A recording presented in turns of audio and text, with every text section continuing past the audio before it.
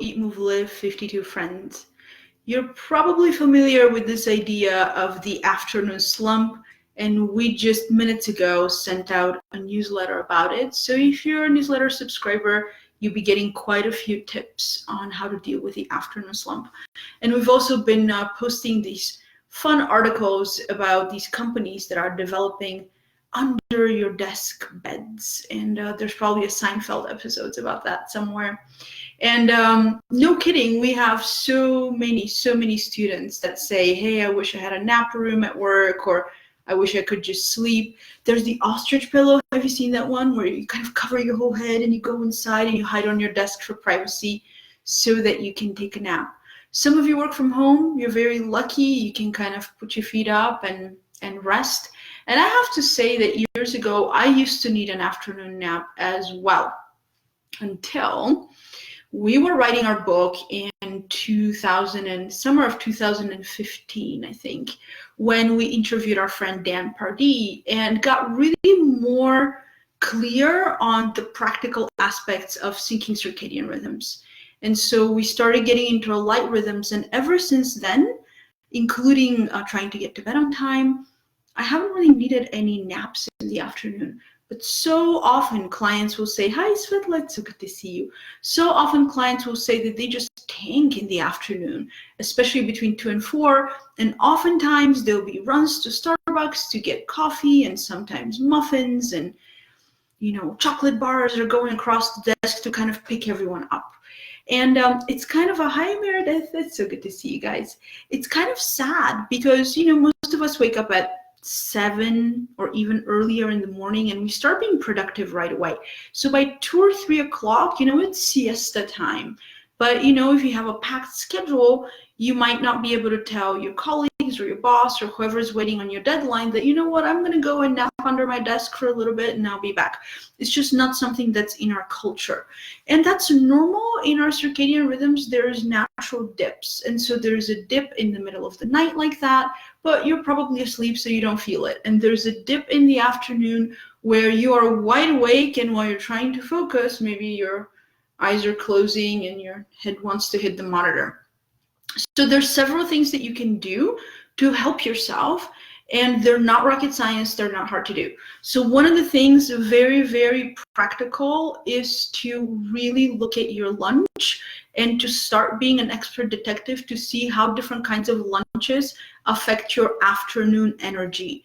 And this really widely varies person to person, but 2 factors, the amount of food that you eat at once, so the caloric load of the food, plus how much carbohydrate is in that meal, is going to what influences most people.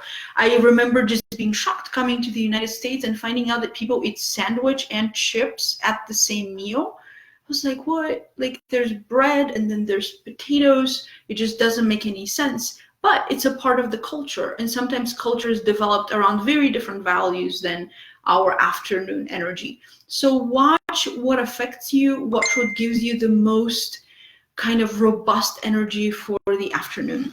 Now, sorry about this ding.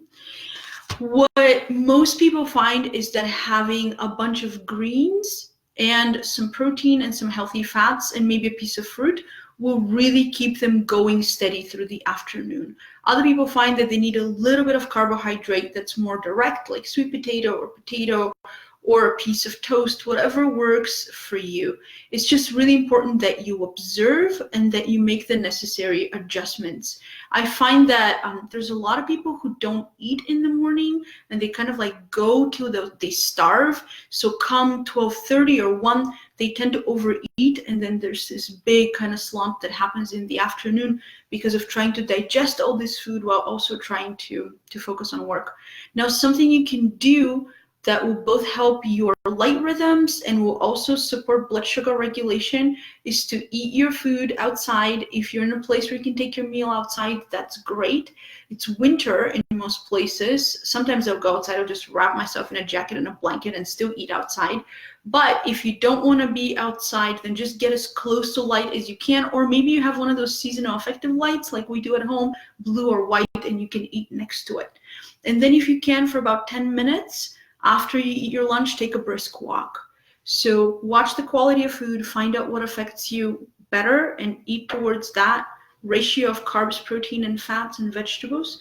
And then take a walk and eat your meal in the light. All of these three will be really helpful. Now, we have a ton of other advice that came out in the newsletter. I don't want to weigh you down with it, but what I want to invite you to do is to just use maybe the weekend that's coming up to make some of these observations, and then see if you can kind of surf through the next week, seeing how choosing a different lunch might affect your energy in the afternoon.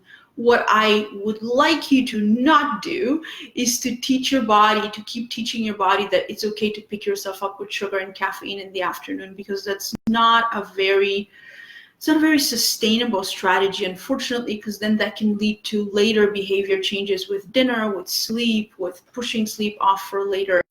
And of course, no amount of nutrition or movement support is going to balance you if you have a big sleep debt. So make sure that you're going to bed on time and you're spending more time in bed than you would like your sleep to last.